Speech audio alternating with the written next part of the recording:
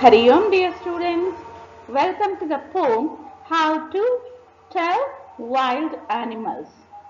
This is really very interesting and humorous poem, children. First, before entering into the poem, let us discuss about the title of the poem. Okay? So, the title of the poem here is How to Tell Wild Animals. What do you understand by the poem title, children? Are we supposed to say anything to the wild animals? Are we supposed to talk to the wild animals? Are we talking to animal every day, especially wild animals? Definitely not, isn't it? Then, what does the title suggest here? How to tell wild animals? It is really difficult to understand, isn't it? Nothing to worry, children. It is, as I told you, it's a humorous poem here. How to tell wild animals in the sense, how to identify the animals when you meet.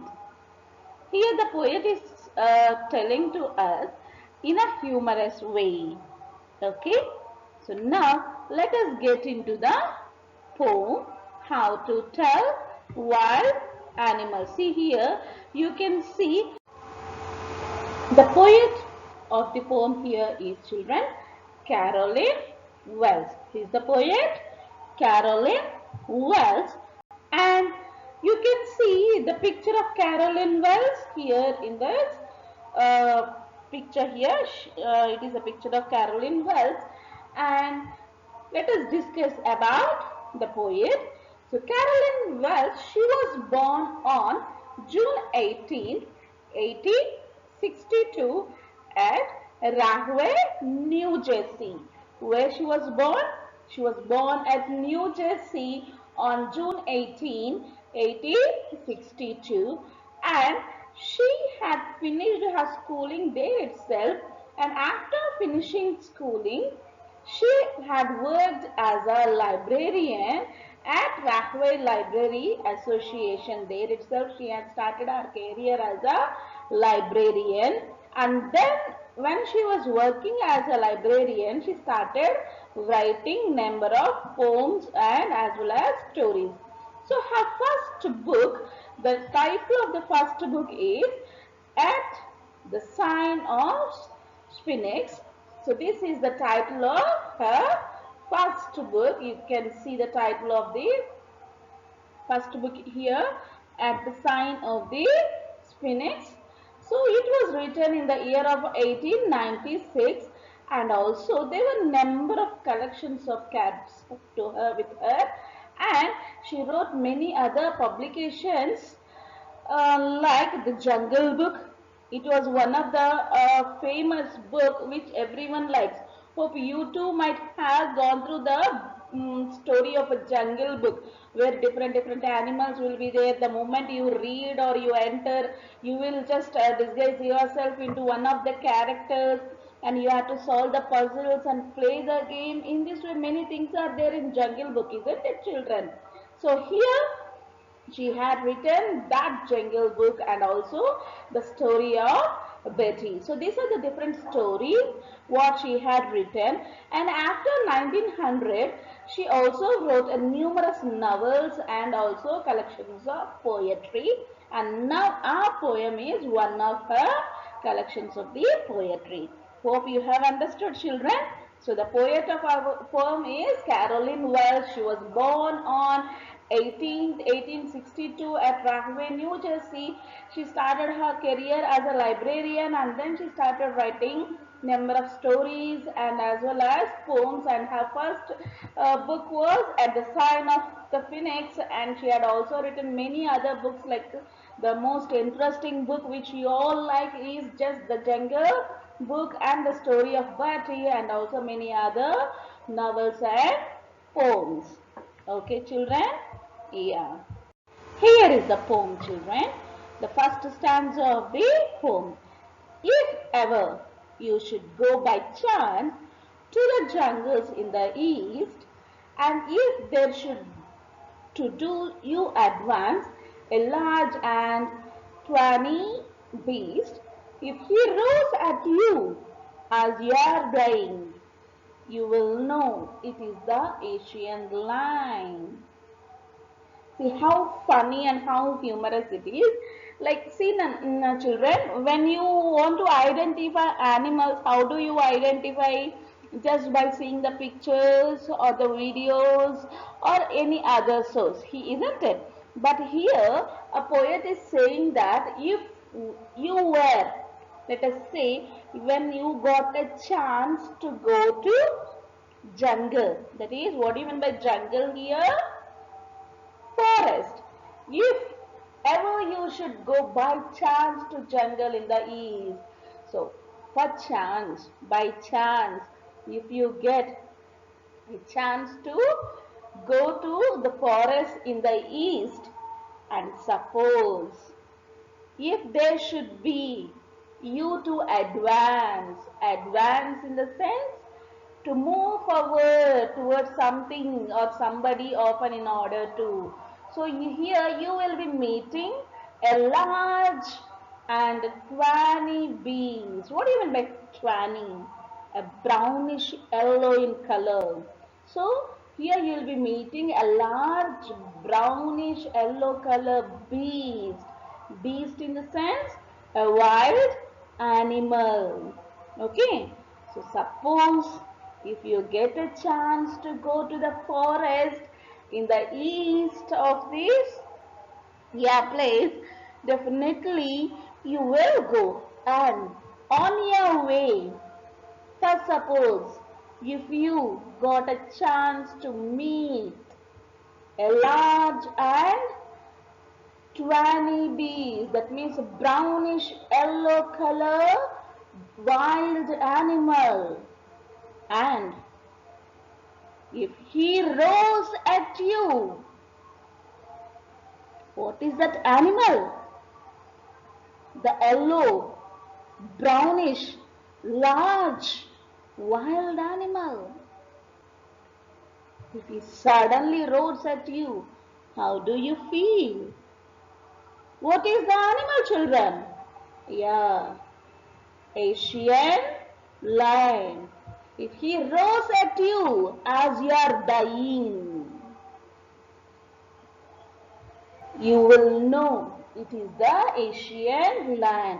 So at that point of time, you will be knowing that as it is Asian lion. So when this lion is roaring and it has jumped on you and you are at the point of dying, almost the lion on you, and it is tearing you into pieces, it is about to kill you. At that point of view, you'll be knowing, oh, it is a Asian lion. How funny, no? So to identify that Asian lion, you should go to the forest, you should face it, and then you should put yourself into such a what do we call it? Terrible situation, your total life into risk, and then identify. No, definitely not needed, na children. Am I right? Hope you will not identify an animal in this way. You can identify, isn't it? It is total, I already told you, it is a humorous spoon. See, you might be catching your stomachs, isn't it? Now I am, however, catching. So just to identify whether it is a lion or something, you should be putting yourself in such a risk that your life will be going, isn't it? You'll be dead almost. The Asian lion will be on top of you, on you, and it will be just about to kill you. And at that time, oh, is it Asian lion? By looking at the lion above you, you'll be saying. So you want such kind of an identification? You want to identify such lion in such a way? Oh, thank God, I don't want to. If you want, you can. Hope you have understood this stanza, children.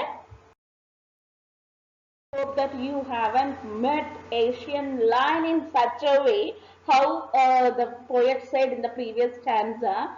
Now in this stanza, let us see which animal we are going to meet now. Or if sometime when roaring round a noble wild beast greets you. So when you are just roaming around the forest here and there, once when you have gone to the forest in the east and just you are roaming here and there you have met a noble wild beast. Beast in the sense I have already told you, a wild animal, and the wild beast greets you. Hi, how are you? Hope you are fine. Will the wild animal greet you in this way? If the tiger comes and the lion comes and say, "Hi, how are you? How are you doing?" No, how does it greet? It just roars. Greeting of animal. How it will be, especially wild animal. Will it give its hand or a leg and give him a shake hand? No, definitely not. Isn't it? So it greets you with its roar. Isn't it? Yeah, with how is it greeting? With black stripes on yellow ground. See the tiger here. I have given the picture. So with a black stripes on the yellow ground. Ground in the sense not the flat structure of land here. Ground in the sense the body of the tiger here. So the animal is greeting with a black stripes on the yellow ground. Just notice if he eats you. This simple rule may help you learn the Bengal tiger to discern. So, discern in the sense, children, make out or identify. So, here the Bengal tiger, whatever you are seeing here, see this is a Bengal tiger. This Bengal tiger, when it greeted you with the black stripes on the yellow ground, and you just notice that if he eats you, he just comes and sits on you and eats you.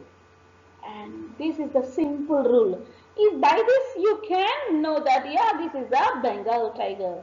So to know Bengal tiger, you have to put yourself into such a situation.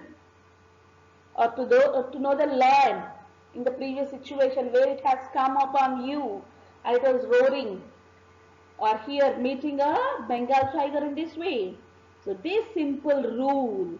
So if you just greet or this animal greets you, automatically it will come upon you and it will eat you. So with this simple rule, you may help you learn the Bengal tiger to identify, discern in the sense, identify. So if you want to identify a Bengal tiger, you just go to the forest and greet Bengal tiger, or the tiger itself, he greets you with the black stripes on the yellow body and he eats up you.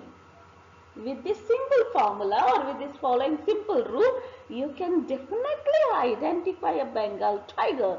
Would you like to try, children? Please don't try it, especially in this lockdown period. Please don't try it, for God's sake. Hope you have understood even this stanza.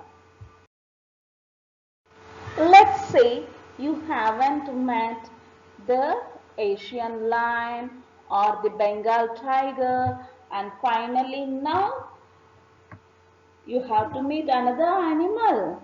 Okay, so it's strolling forth a beast you view.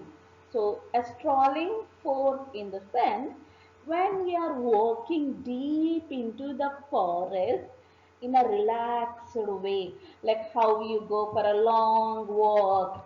When you are in a relaxed mood, what you do, you'll just go for a long walk, isn't it?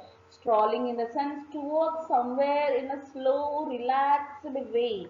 So when you are strolling forth, if strolling forth a beast you view, suddenly if you see a beast, a wild animal, whose hide with spots is peppered.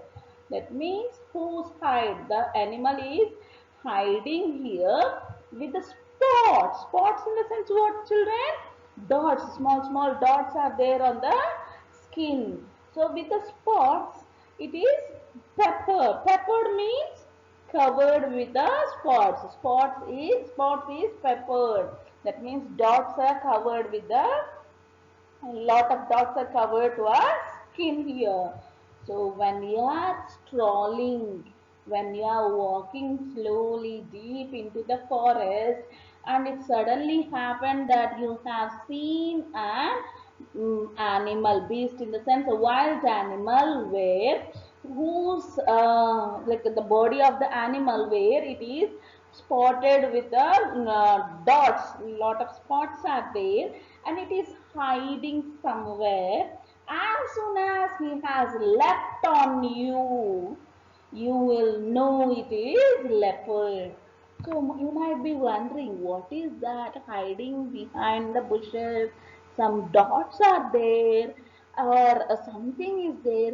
Let us go and find it out. You might be wondering, no, the moment you go and find it, it will come and just it leaps on you or it jumps on you, and at that time you will definitely be knowing that it's a leopard. So you want to meet leopard now? Huh? No, and at that time definitely you'll be knowing it will do no good to roar with the pain. He will only leap, lap again. So at that point of time, what you will do? You will just shout, roar in a pain. You will roar in a pain, not the leopard. It will nicely enjoy the delicious meat. Probably it might be hungry for a longer time. The moment it gets a good amount of meat, what it will do? It will enjoy, isn't it?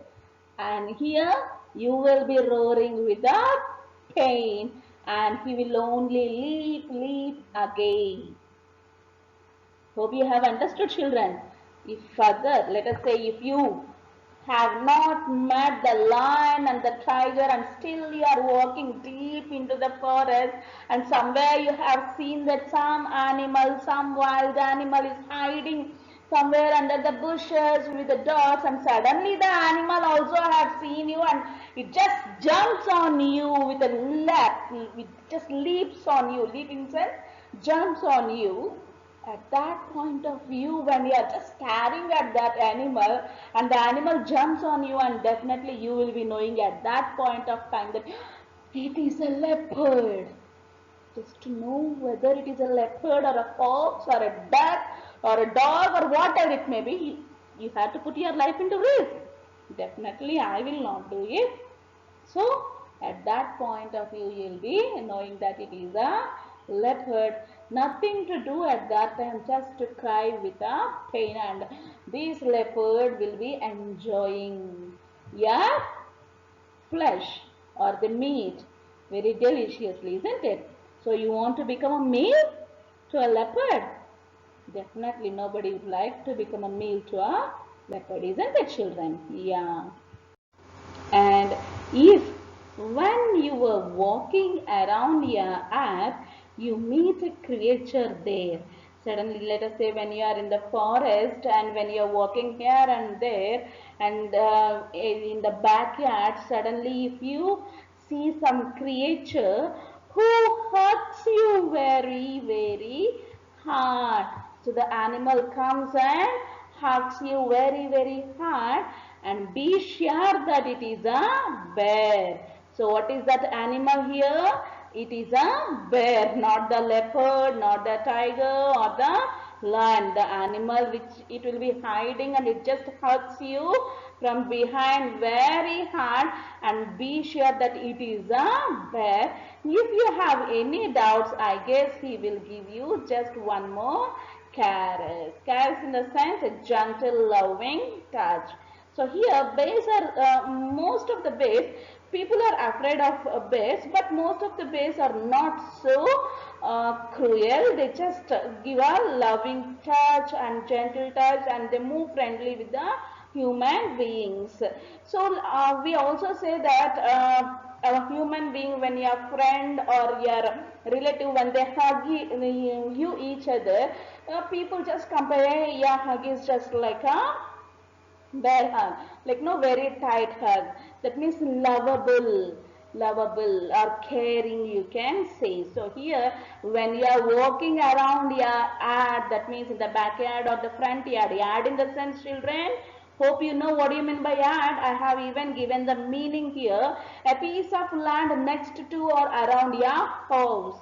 So either it might be in the front or at the backyard, back area. When you are walking around, suddenly a creature comes and it just holds you tight, and you can see, feel that it is uh, holding very tightly. You can say that it is a bear, and there is no doubt in that. And if you have any doubt, it will be just patting you with a gentle touch also. So in this way you can identify bear, but it is tough to identify lion in real, isn't it? And also tiger and leopard. So try not to have such kind of a real identification in your life, children. Okay, hope you have understood it. Somehow, to identify animals, it is really a tough job, isn't it, children?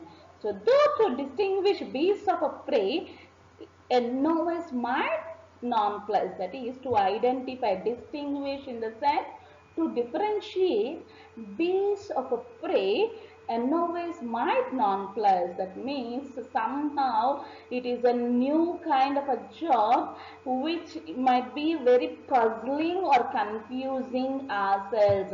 So it is tough to identify the animals and especially beasts of prey. Okay, which kind of an animal, what it is, you should not get confused, especially when you are identifying the animals. Let us say the crocodile you always may tell from the hyena thus. So you can easily identify the crocodile and as well as the hyena. You know what is crocodile, children, hope all of you know it.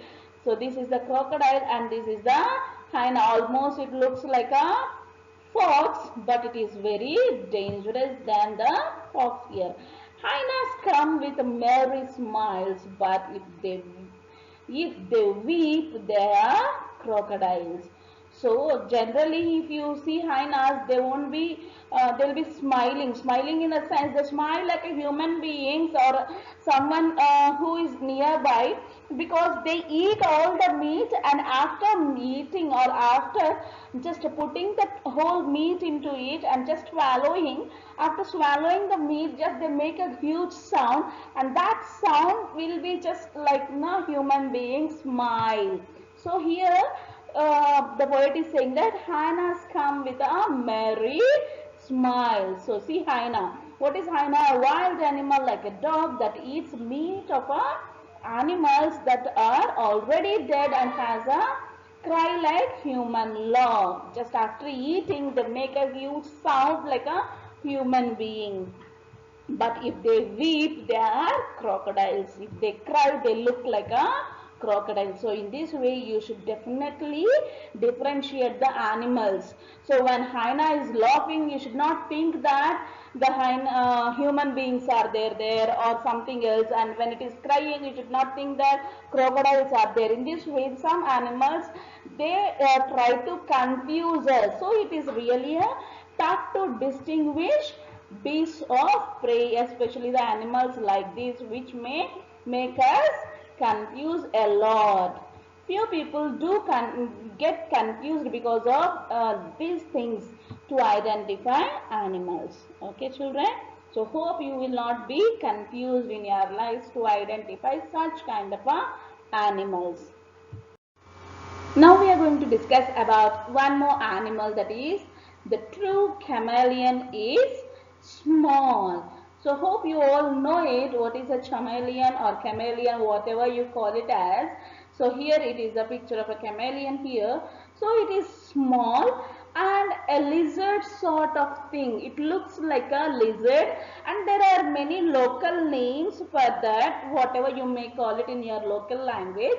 And he hasn't any ears at all and not a single wing. So here the chameleon, it doesn't have any wings or any ears also. It doesn't have ears and as well as wings. Wings are also not there. And if there is nothing on the tree, it is chameleon, you see. So if you people if you say that there is nothing on the tree, definitely chameleon will be there, because why here the poet is saying that is chameleon has a capability of changing the colors according to the place where it lives. Let us say when it is on a green branch, it will change the body of the chameleon, its own body, into green color.